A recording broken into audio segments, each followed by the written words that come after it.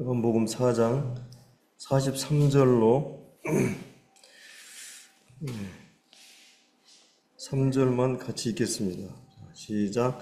이틀이 지남에 예수께서 거기를 떠나 갈릴리로 가시며 친히 증언하시기를 선지자가 고향에서 높임을 받지 못한다 하시고 갈릴리의 이름에 갈릴리인들이 그를 영접하니 이는 자기들도 명절에 갔다가 예수께서 명절 중에 예루살렘에서 하신 모든 일을 보았음이로라. 저희들이 이제 오늘은 이 본문 43절로 마지막 절까지 본문을 가지고 왕의 신하의 믿음에 대해서 같이 말씀을 나누겠습니다. 이제 성경에서 중요한 단어가 있다면 이제 믿음이라는 단어죠. 우리가 이제 믿음으로 구원을 얻게 되고 또 믿음으로 살게 되죠. 의인은 믿음으로 말미암아 살리라 이렇게 말씀하셨기 때문에 자, 그러면 이제 믿음이란 무엇인가? 우리는 가장 많이 사용하고 있고 또 알고 있는 단어인데 이제 믿음은 다른 말로 하면 그 세 가지 요소로 이루어졌죠. 무엇을 아는 것, 그리고 이제 지적인 면하고 마음으로 이렇게 동의하고 또 신뢰하는 것, 의뢰하는 것, 이것을 이제 믿음이라고 이렇게 말할 수 있는데 결국 이제 믿음이라고 하는 것은 어떤 관계를 통해서 이루어지죠. 사람과 사람과의 관계에서 이렇게 일어나는 일입니다. 우리가 하나님에 대해서도 하나님과 하나님 말씀 또 성도와 이 인간관계에서 믿음이 이제 형성이 되는데 이제 성경에 보면은 로마서 4장 우리가 볼 때 아브라함이 이제 바랄 수 없는 중에 바라고 믿었다. 그러니까 이제 아브라함이 이제 현실적으로는 100세가 되었고 아이를 가질 수 없는 바랄 수 없는 중에 하나님이 약속하신 것을 바라고 믿게 되고 또 이제 죽은 자 같은 거 알고도 죽은 자를 살리시는 이 하나님을 믿게 되죠. 이래서 이제 이런 믿음이란 무엇인가, 또 믿음이 왜 중요한가, 결국 이제 우리가 그리스도인들이 믿음으로 살고, 믿음이 없이는 하나님 기쁘시게 할 수 없고, 또, 믿음은 반드시, 하나님에 대한 믿음은 사랑으로 연결되고, 하나님을 기쁘시게 하고, 하나님을 경외하게 되고, 또 소망과도 이게 관련이 있습니다. 히브리서 11장 1절을 보면, 믿음은 이 바라는 것들의 실상이다. 이제 예를 들어서 우리가 아이들을 키우면서 앞으로 3개월 후에 자전거를 사줄게. 그러면 아이들에게 이제 그 약속과 함께 믿음이 생기고 3개월 후에는 이 자전거가 생긴다고 하는 그 어떤 바라는 것에 현실적으로는 실상이 되는 거죠. 보지 못하는 것의 증거. 이제 성경에 보면은 그 우리가 믿음으로 구원받고 믿음으로 살지만 또 이 믿음이 그러니까 이제 믿음 A라고 하는 것은 단번에 주신 믿음은 구원받을 때 이제 믿음이잖아요. 믿게 되면은 이제 믿음으로 살아야 되는데 그 믿음으로 사는 데는 다들 이제 그 차이가 있습니다.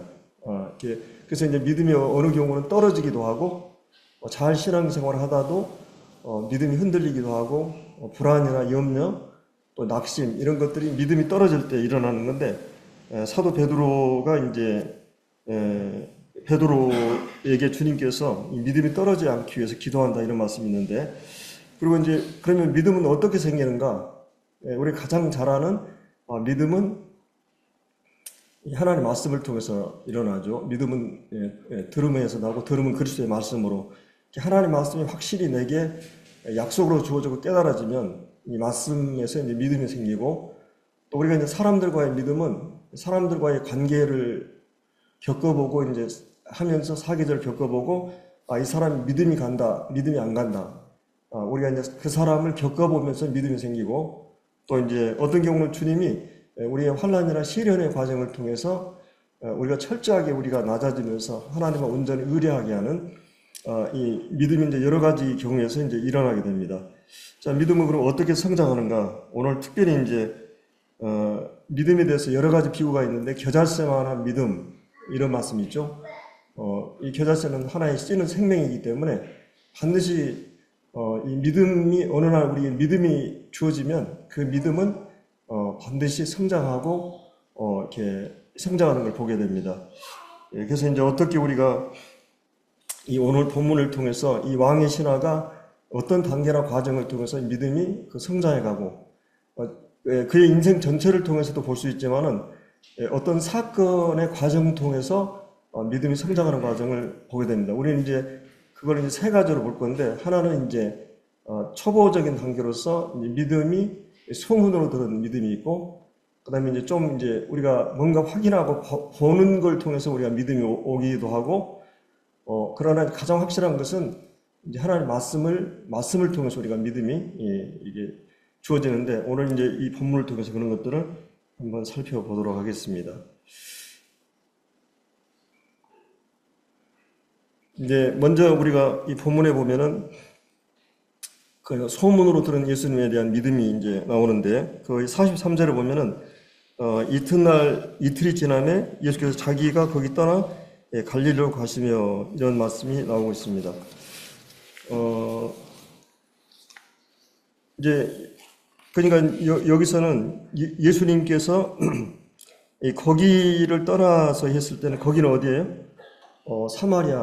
사마리아 지역이죠. 사마리아 지역에서 이제 갈릴리로 이제 가시려고 하는 걸 볼 수 있어요.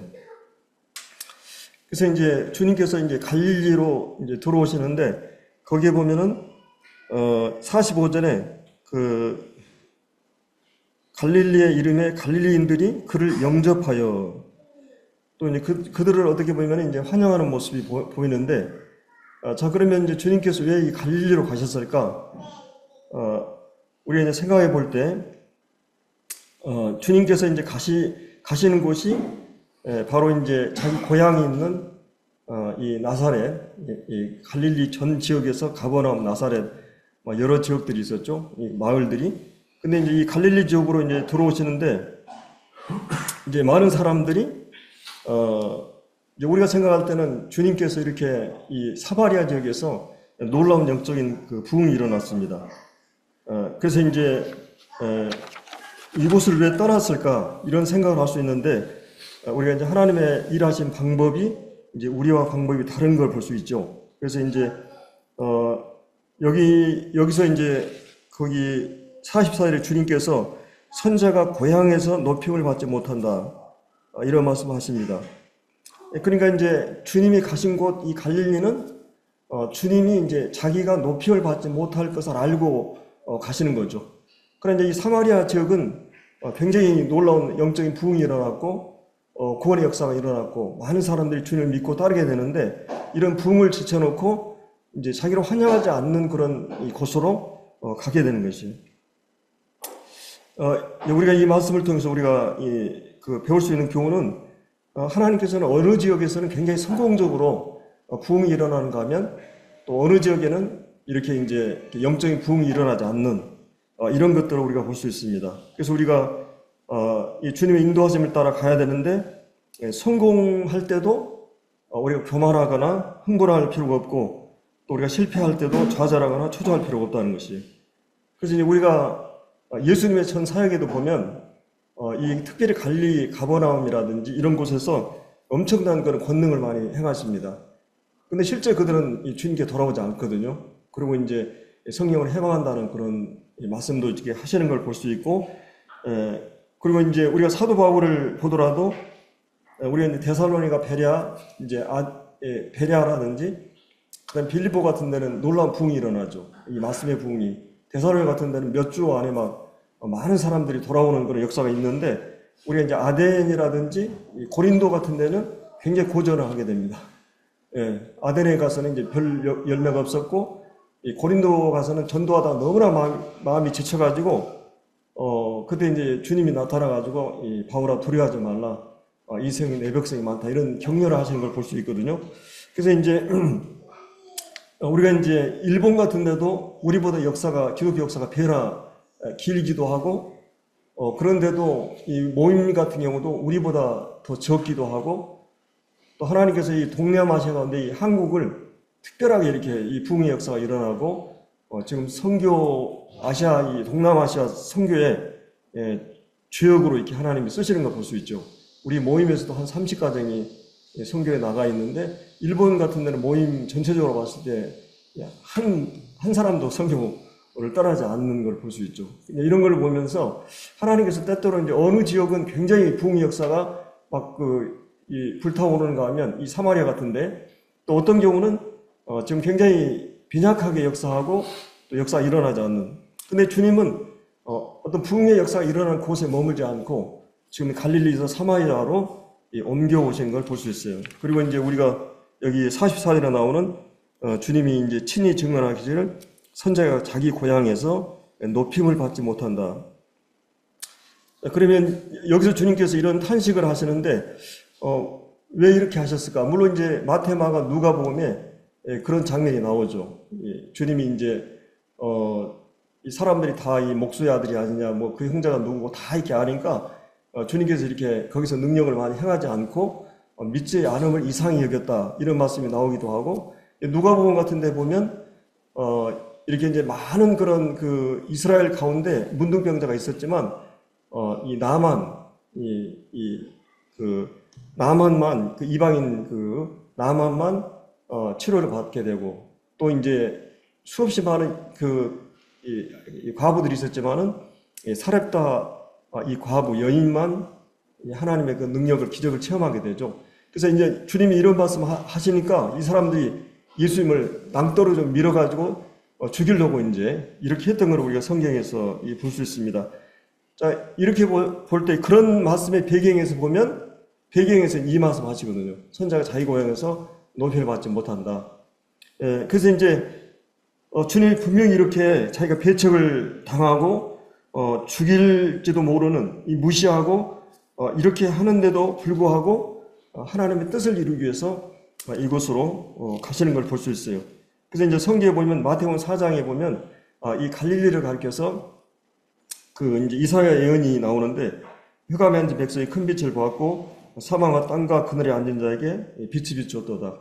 바로 이제 이 가버나움이나 갈릴리, 납달리 이런 해변 지역이 이방인의 갈릴리라고 하는 이 지역이 주님이 오셔서 흑암에 앉은 백성이 큰 빛을 보고 복음으로 돌아올 것을 주님이 예언하셨는데, 어떤 의미에서 보면 그 예언의 성취를 위해서 주님이 갈릴리로 오셨던 것을 이제 우리가 이 말씀을 통해서 이제 보게 됩니다. 그래서 이제 우리가 주님께서 이제 이렇게 비통해 하시는데, 이 비통 왜 이렇게 탄식하고 선자가 자기 고향에서 이렇게 환영을 받지 못하신다고 하셨을까? 이제 이거에 대한 여러 가지 입장이나 해석이 있습니다. 이제 여기서 제가 선지자가, 물론 선자는 이제 어렸을 때 그가 어떻게 자라고 이런 걸 다 알기 때문에 아마도 여러분들이 동네에 가서 여러분을 잘 알고 있는 어른들 밑에 전도하기가 참 어려운 부분이 있죠. 근데 이제 이 말씀, 우리가 선자가 자기 고향에 높임을 받지 못한다, 이 말씀의 뜻이 무엇인가? 한 가지는 예수님이 사마리아 사역을 마치고 갈릴리로 가시면서 나사렛을 지나야 하는데 주님이 성장한 나사렛을 들이지 않고 지나가심을 설명한다. 그러니까 이제 갈릴리라는 그 지역이 있는데 나사렛을 거쳐서 가는데 주님이 그냥 나사렛을 거치지 않고 그냥 간 거예요. 이 지상으로 보면. 근데 그거에 대해서 사람들이 의문을 갖고 왜 자기가 태어난 곳에 가지 않고 그냥 나사렛 동네를 지나가 버렸을까? 그 의문을 설명하기 위해서 주님이 친히 이제 44절에 선자가 자기 고향에서 높임을 받지 못한다, 이 말을 했다고 하는 입장이 있고, 두 번째는 이제 주님이 고향에 가시면서 환영하지 않고 열매 맺지 않음을 아시고도 그곳으로 가셨다. 주님이 이제 자기 고향에서 이 갈릴리 전 지역에서 환영받지 못할 것을 뻔히 알면서도 가셨다.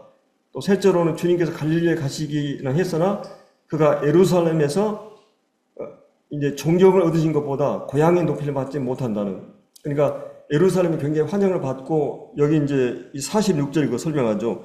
갈릴리의 이름에 갈릴리인들이 그를 영접하니 이는 자기들도 명절에 갔다가 이 갈릴리 사람들이 예수께서 명절 중에 예루살렘에 하신 모든 일을 보았습니다.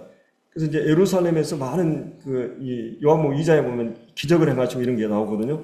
그런 의미로 여기서 이제 얘기한다고 하는 거죠. 그다음에 넷째로는 그냥 48절에 예수께서 이르시되 너희는 표적과 기사를 보지 못하면 도무지 믿지 아니한도다. 그래서 이제 이 표적과 기사를 보지 않으면 믿지 않는다는 것에 이제 소론적인 말로서 이 갈릴리나 이 가버나움 이 지역이 마태복음 여러분 11장에 보면 고라시나 벳세다야 뭐 가버나움이나 너희 가운데 행한 그 많은 권능을 소돔에 행했다면 그들이 다 회개하고 돌아왔을 것이다. 그렇게 권능을 많이 베푼 마을들이 고을들이 이렇게 주님을 믿지 않은 걸 탄식하면서 이렇게 구원받게 되는 것은 이 어린아이가 슬기 있는 자들이 허락하지 않고 이 어린아이들에게 나타내 감사하다. 그러면서 이제 수고와 무거운 짐 자라 다 내게로 오라. 온 인류를 향해서 주님이 초청을 하시고 성령의 해방에 대한 죄를 얘기하고 우리가 13장에 보면 씨 뿌리는 비유가 나오는데 그게 이제 온 인류를 대상으로 특별히 유대인만 아니라 이렇게 이제 그 비유가 쭉 나오고 있는 것을 볼 수 있습니다. 그래서 이제 이 선자가 왜 고향에서 높이를 받지 못하는가에 대한 입장을 여기서 이제 쭉 얘기를 해주고 있죠.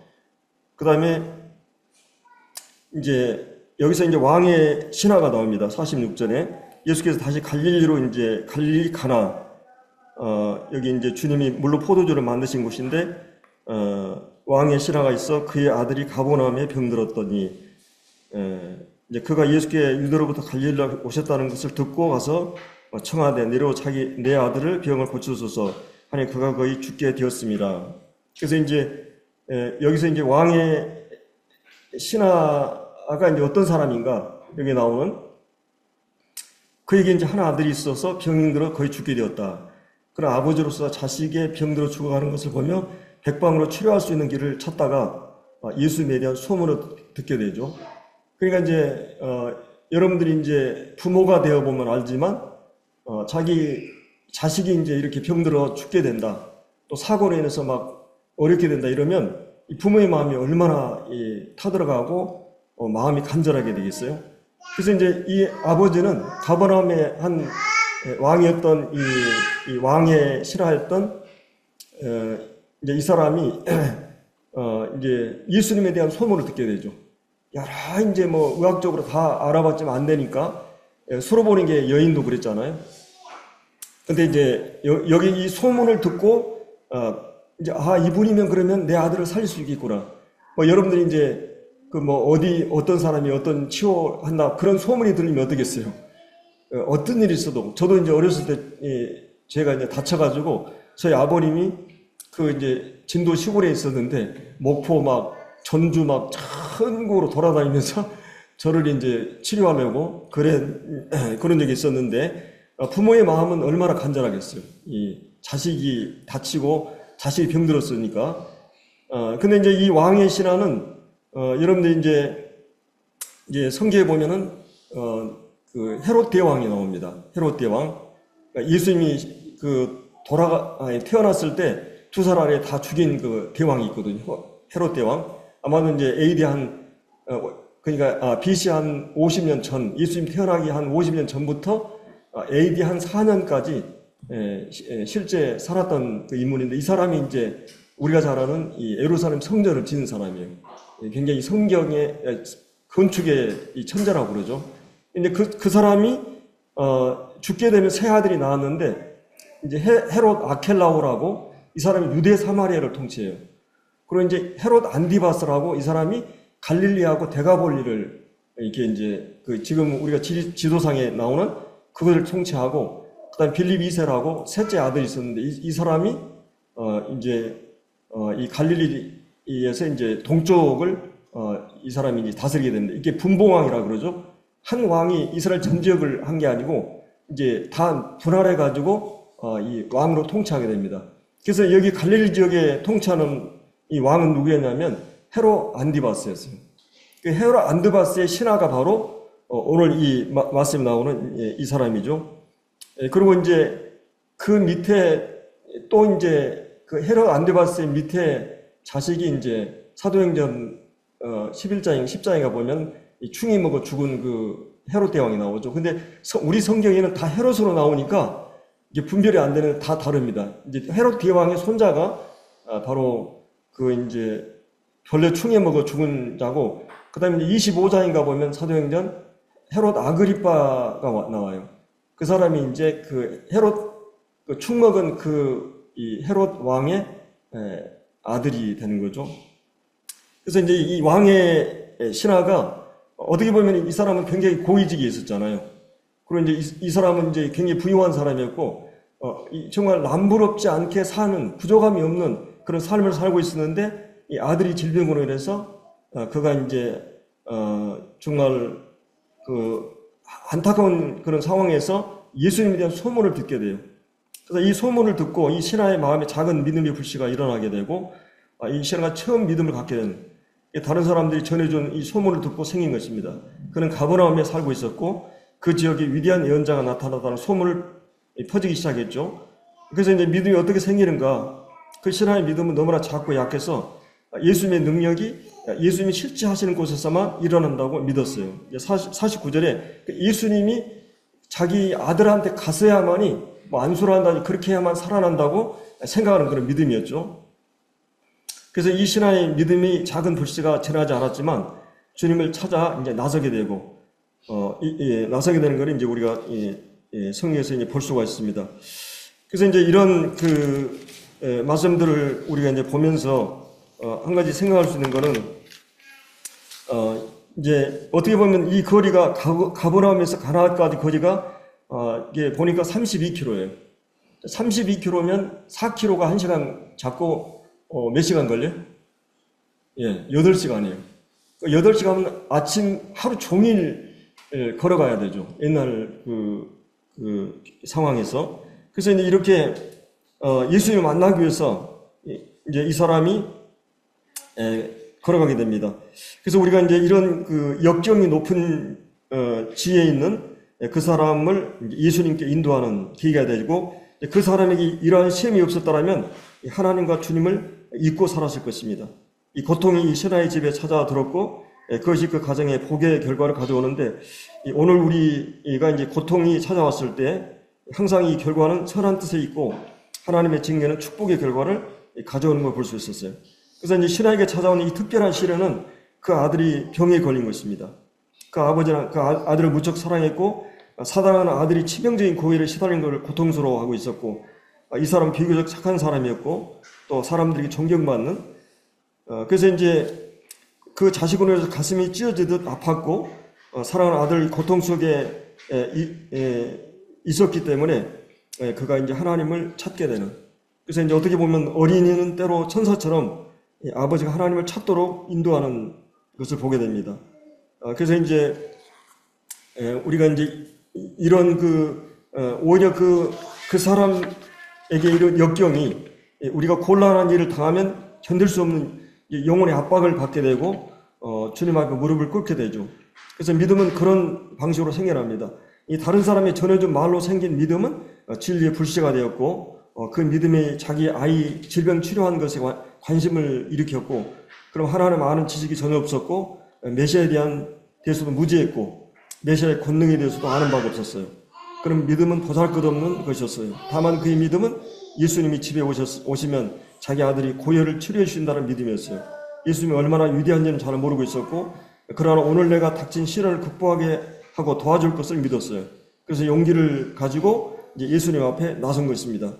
우리의 기도가 어떤 것이든 시도해 볼 필요가 있고, 주님은 그 기도에 귀를 기울이시고 그 믿음의 작은 불씨에 불과하지만 그 불씨가 꺼지지 않게 하시는 걸 볼 수 있었어요. 그래서 이제 이 신하는 이 소문으로 들은 것으로 그가 이제 믿음의 불씨가 일어났고, 거기에 소망을 두고 그는 이제 모든 체면이나 이런 걸 버리고 그 먼 거리를 이제 아들을 살리기 위해서 찾아가게 된 것입니다. 그러면서도 우리가 알 수 있는 것은 이제 아까 49절에 나왔던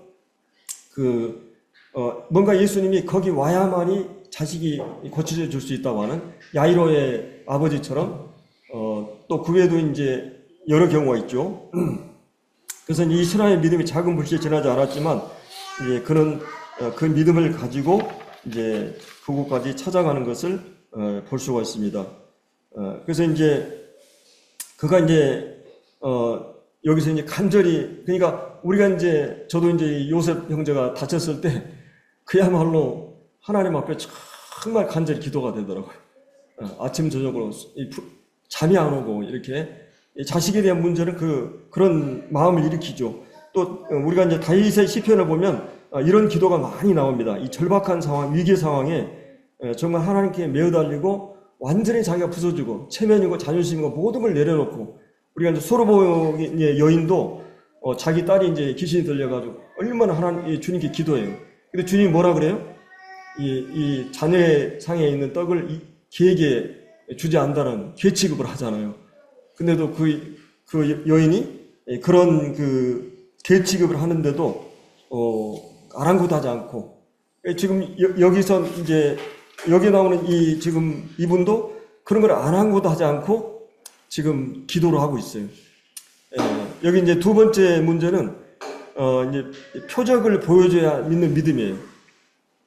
그래서 이제 주님께서 왕의 신하의 요청에 너희는 표적과 기사를 보지 못하면 도무지 믿지 않는다고 이제 질책을 하십니다. 쓴소리를 하게 되는 거죠. 근데 이제 물론 이제 우리가 표적에 대해서 두 가지 긍정적인 요소와 부정적인 요소가 있어요. 요한복음 20장 31절에 보면 주님께서 이제 이 책의 모든 이 표적을 행하신 것은 너희로 예수께서 하나님의 아들 되심을 믿고 그 이름을 입어 생명을 얻게 하기 위해서. 그러니까 주님이 1장부터 12장까지 불신자를 대상으로 표적을 행하신 것은 정말 자신이 하나님의 아들인 것을 증거하기 위해서 하신 거죠.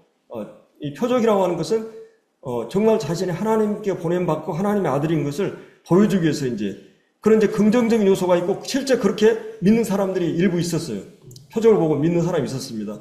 근데 이제 다만 표적주의는 우리가 요한복음 6장에 보면 오병이의 기적을 행했을 때 사람들이 주님의 표적을 보고 따랐는데 그것은 정말 이분이 하나님의 아들이고 하나님께 보내신 메시아라는 믿음 그런 의미에서 믿음이 아니라 단순히 이 땅에 살아가면서 내 경제적인 문제를 해결하고 이런 이 빵 문제를 해결을 그런 정치적인 메시아, 경제적인 메시아로서의 예수님. 오늘날 기독교에서 하나님 믿는데 내가 그냥 이 땅에 잘 되고 기복적인 그런 신앙을 주가 된다면 바로 이제 그런 신앙이죠. 그런 부정적인 이 표적주의를 경계하고 긍정적인 의미에서 주님이 이 7가지 표적을 이제 요한복음에서 하잖아요. 그런 자신이 하나님의 아들 되심을 이제 믿게 하기 위해서.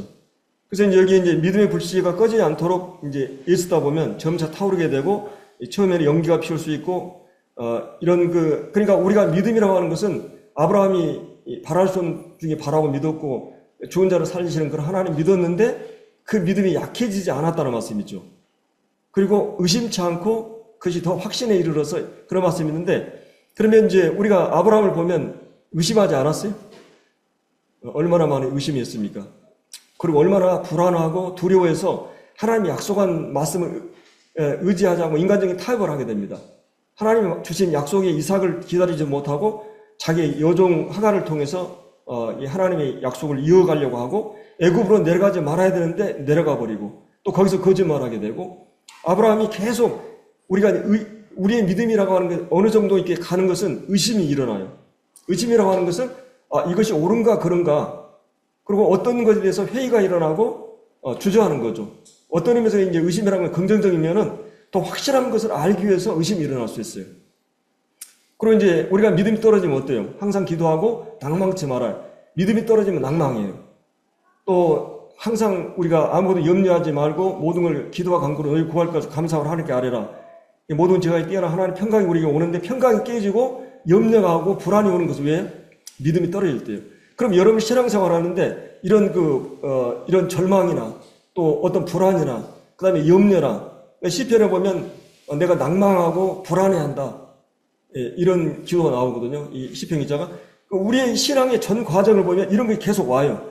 근데 그것으로 끝나는 게 아니라 그런 연기로 피우고 의심과 불안과 두려움이 흔들릴 수도 있는데 그렇지만 이 신앙의 믿음은 진실한 믿음이었고 그 아들을 살려는 유일한 길은 예수님께만 있기 때문에 그 끈질기게 이제 간청하게 되고 주님의 가혹한 책망과 쓴소리에도 불구하고 그러니까 어떻게 보면 너희들은 그냥 표적과 기사 보는 걸만 가지고 믿는다 이렇게 질책을 하는 거잖아요. 근데도 그거에 대해서 이제 수르바닉의 여인처럼 자존심, 체면 그게 중요한 게 아니에요. 여러분이 이제 정말 중요한 게 뭐예요? 내 아들을 살리는 거예요. 정말 이 아들을 살릴 수만 있다면 나는 그 어떤 값을 치르겠다 그런 태도거든요. 그래서 이제 그 간청은 얼마나 간절하고 진짜하고 끈기가 있는가를 우리가 볼 수 있어요. 근데 성경에서 보면 누구죠? 그 도마가 이제 이 다락방에 예수님 보라고 나서 이 12제자 가운데 도마가 그때 없었나 봐요. 근데 이제 이 예수님을 직접 그 다 보았다고 이제 그러니까 이 도마가 믿었어요, 안 믿었어요? 안 믿었잖아요. 그래서 주님이 질책한 말씀 가운데 뭐예요? 다음 안식일 첫날 이렇게 나타나가지고 도마에게 넌 나를 본고로 믿느냐? 보지 못하고 믿는 자가 복되도다. 물론 표적을 보고 하나님을 확실히 표적을 통해서 믿는 사람이 있어요. 표적을 보고도 믿지 않은 사람이 있는데 그러나 본고로 믿느냐? 보지 못하고 믿는 자가 복이 있다. 믿음의 그 다음 단계는 표적을 보여줘야 믿는 믿음. 그래서 주님이 그걸 책망하셨잖아요. 그 다음에 이제 이 세 번째는 이제 예수님의 말씀에 대한 믿음을 가지고 이제 믿는 믿음이에요. 그래서 이제 여기에 이제 이 작은 불씨가 점점 커져서 이제 여기 보면은 예수님이 이제 말씀하시는 장면이 거기 나옵니다. 거기에 이제 49절에 신하가 이르되 주여 내 아이가 죽기 전에 내려오소서. 그러니까 이제 뭐 예수님이 이 48절에 너희는 혹은 너는 표적과 기사를 보지 못하면 도무지 믿지 않는다. 이렇게 이제 질책을 했는데 신하가 그 아랑곳 하지 않고 지금 내 아이가 이제 죽는 문제에 대해서 그는 기도하고 있는 거죠. 죽기 전에 내려오소서. 예수께서 이르시되 가라 네 아들이 살아있다 하시고 그 사람이 예수께서 하신 말씀을 믿고 이제 이 말씀을 믿고 이 47절에는 그 이제 듣고 소문으로 듣고 믿었는데 이 48절에는 이제 표적을 보고 믿는 거에 질책을 했잖아요. 근데 이제 이 50절에는 주님이 하신 말씀을 믿고 가했어요. 이 사실은 그게 쉬운 문제가 아닙니다. 지금 이 아이가 이제 지금 사경을 헤매고 있고 지금 죽어가고 있는데 지금 예수님이 네 아들이 살았다. 그러면서 이게 했을 때 이 사람은 이제 전에 모든 편견을 떨치고 예수님의 말씀을 믿게 됩니다. 전에 예수님이 와야만 된다고 생각했다. 그러나 지금 예수님이 하신 말씀만 해도 된다고 믿게 된 것이에요. 그의 믿음은 말씀에서 즉시 순종합니다. 그 어떤 표정이나 체험을 구하지 않았어. 길을 가다 그의 하인들이 이제 뛰어오게 되죠. 살았다고 소리칩니다. 그가 낳기 시작할 때가 주님이 말씀한 때는 확신하고 온 집안이 다 믿게 되고 그 믿음의 기도의 응답을 받음으로 더 확실해졌고 믿음이 성취되고 체험될 때 더 강화되는 걸 우리가 이제 이 말씀을 통해서 볼 수 있어요. 그래서 여러분들이 이제 누군가가 여기 와가지고 이제 이런 얘기를 했을 때 A라는 사람, B라는 사람, C라는 사람이 이렇게 어떤 약속을 한다든지 뭐 이렇게 한다고 하면 여러분 믿음이 더 가는 사람이 있고 안 가는 사람이 있겠죠. 예를 들어 삼성 이건희 회장이 막 여기 와가지고 내가 여기 이 마을에 뭐 한 100억 뭘 해주겠다. 그럼 우리가 믿을 수 있어요, 없어요? 그러니까 지금 예수님이 말씀했을 때 이 사람은 예수님은 분명히 할 수 있겠다. 근데 사실은 똑같은 이제 로마 총독의 백부장이었던 마태복음 8장에 보면 그 백부장은 믿음이 놀라웠죠. 예수님께 와가지고 내 지금 하인이 지금 아픈데 예수님 치료 좀 해달라고. 그러니까 예수님이 그래 내가 가서 치료해주겠다 그러니까 그 하인이 뭐라 그래요? 백부장이 예수님 그럴 필요 없습니다. 예수님은 한마디 말씀만 해도 그 사람이 살 거를 안다고. 그러면서 내가 군인인데 내 명령에 따라 사람들이 명령하면 이렇게 움직이고 이렇게 하는데 하나님이시기 때문에 예수님이 하나님이기 때문에 예수님 한마디 말씀이면 다 치료됩니다. 그때 예수님이 뭐라고 그랬어요? 이스라엘 가운데 이만한 믿음을 만나본 적이 없다. 가장 큰 믿음으로 주님이 칭찬하는 걸 볼 수 있죠.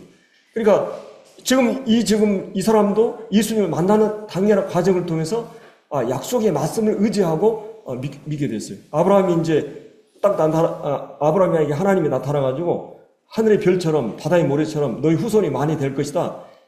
너희 후손을 통해 그렇게 약속했을 때 아브라함은 하나님을 믿었어요. 하나님은 거짓말할 수 없는 인격을 믿었고 그분이면 능히 하실 수 있는 걸 믿은 거예요. 근데 여러분은 어떻습니까? 여러분이 이 하나님 말씀이 하나님의 말씀으로 믿습니까? 그럼 이 말씀이 정말 내게 약속으로 말씀으로 확실하게 약속으로 받고 있냐고. 여러분이 이제 믿음의 단계라고 하는 것은 어느 날 내가 이 말씀을 다 믿는 것 같은데 실제 믿지 않고 있고 정말 예수님이 인격적으로 믿지 않고 있고 그런 걸 우리가 볼 수가 있죠. 근데 이제 주님께서 신하에게 이런 이제 이 말씀의 과정을 통해서 이제 이 신하는 정말 이런 믿음의 단계를 거치면서 믿음이 견고해진 걸 볼 수 있습니다. 어떻게 보면 이제 이 고난과 이 역경을 통해서 하나님은 종종 우리 인생에 어려움을 허락하시고 이제 이 종종 이 교회에 나온 사람 가운데 우리는 그런 사람 많지 않지만 가끔 왜 당신 교회 나왔어요? 이렇게 물으면 참 인생의 어려움이 돼가지고 내가 경제적으로 사업이 파탄나고 또 갑자기 찾아온 질병이나 난치병이나 또 사고로 인해서 또 아니면 가정의 이 어려움으로 인해서 하나님을 찾게 됐다고 하는 사람들이 간혹 있죠. 정말 하나님이 이렇게 부르시기도 하죠. 하나님 놀라운 일을 이제 행하시고 이 고난을 행하시고자 이제 이 고난을 허락하시고 이 신하도 이제 그랬죠. 그 아직 아프지 않았다면 그 지나 부나 부족함이 없던 이 사람이 하나님을 찾지 않았겠죠. 그러므로 이제 고난 앞에 실망할 필요가 없고 불평할 필요가 없어요. 고난으로 우리 인생에 놀라운 일을 행하시는 이 하나님의 섭리의 손길인 것을 보게 되고 이 그리스도인의 삶에는 이런 우연이 없다고 하는 것이요. 이 재난에 대한 새로운 시각, 영적인 눈을 가지고 이제 이 신앙이 더 깊어지고 갑절로 더 넓어지기 위해서 주님이 이런 고난을 우리에게 허락하십니다. 그래서 이 고난은 축복에 주기 위한 포장지라고 이렇게 얘기했던 이 말이 생각이 납니다. 그래서 이제 우리가 이제 오늘 이 본문을 통해서 이렇게 믿음은 하나의 시련을 이제 베드로전서 1장에 보면 믿음은 믿음의 시련이란 말이 있어요. 그러니까 믿음은 반드시 시련을 통해서 이렇게 이제 세워지는 것입니다. 그래서 이제 하나님의 약속을 믿게 되고 그 믿음이 성취를 기다리면서 지연이 되고 그리고 그러면서 이제 때로 이제 낙망과 불안과 의심, 염려 이런 것들 우리가 찾아올 수 있는데 그리고 얼마나 우리가 인간이 연약하다는 것을 시련 앞에 우리가 서게 돼요. 주님 불순물을 제거하기 위해서 이 다양한 방법으로 믿음의 시련을 허락하시고 때로 하나님과 잘 교통하고 동행하는데 믿음의 시련이 찾아올 수 있습니다. 그래서 시편 기자가 하나님은 나를 살피사 내 마음을 아시고 나를 시험하사 내 뜻을 아옵소서. 내가 무슨 악한 해가 있나 보시고 나를 영원한 길로 인도하소서. 이런 말씀이 있죠. 손에 키를 두고 타작마당을 정하사 이렇게 이제 그 탈곡기처럼 우리를 시련에 넣을 수 있습니다. 또 주님은 우리가 축복을 하시면서도 이렇게 시련을 허락하실 때가 있어요. 출세 성공 칭찬. 그래서 주님이 이제 잠언에 보면 도가니는 은을, 풀무는 금을, 칭찬은 사람을 시련한다는 말씀이 있어요. 우리가 이제 설교하다 더 잘하고 싶은 유혹이 있는데 그것이 내가 유식하게 보이려고 하는 그런 유혹도 있을 수 있죠.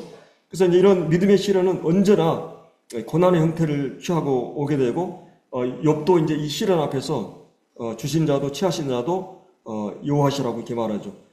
그래서 이제 이 믿음의 시련은 개인적으로 찾아올 수 있고 철저하게 이 시련은 어떤 목적, 우리 유익을 위한 목적으로 주어지고 하나님의 영광과 내 개인의 인격에 세워지기 위해서.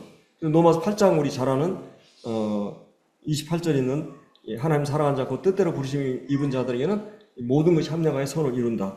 이런 말씀 같이 이런 역경을 통해서 이 주님은 이렇게 우리의 믿음을 연달아 가시는 것을 이제 보게 됩니다. 그래서 우리가 이제 오늘 이 본문에서 이 왕의 신하의 믿음이 오히려 그런 인생에 찾아온 그런 시련이 정말 예수님을 찾게 했고 그러는 과정에서 예수님의 능력을 체험하고 예수님이 어떤 분인가 다 알게 되면서 그 믿음의 이 약속의 말씀을 온전히 믿게 되는 그런 과정들을 이렇게 보게 되죠. 그래서 우리가 이제 한 가지만 더 이제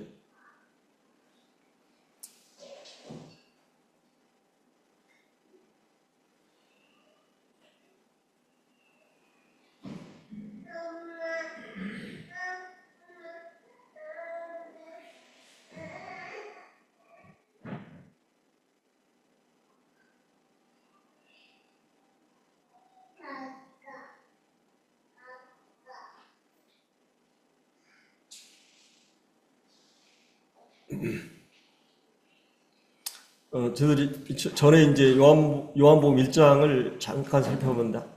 제가 한 편만 이제 잠깐 요약을 하면, 이제 요한복음 1장의 1절부터 18절까지 사도 요한이 증거하는 내용이 나옵니다. 예수님 믿음에 대해서. 그래서 이제 요한복음은 사복음 중에 가장 어려운 책이면서 깊고 이제 풍성한 책인데, 왜냐하면 하나님 자신을 소개하는 이기 때문에 아무리 그 훌륭한 문학자나 철학자라 할지라도 인간의 이성과 언어로 하나님을 설명하기 쉬운 일이 아닌데 하나님에 대한 다양한 계시가 주어졌고, 그런데 이제 요한은 예수님을 말씀으로 묘사한다. 그러면서 이제 우리가 1장 12절을 믿음은 사람을 두 분류로 갈라한다.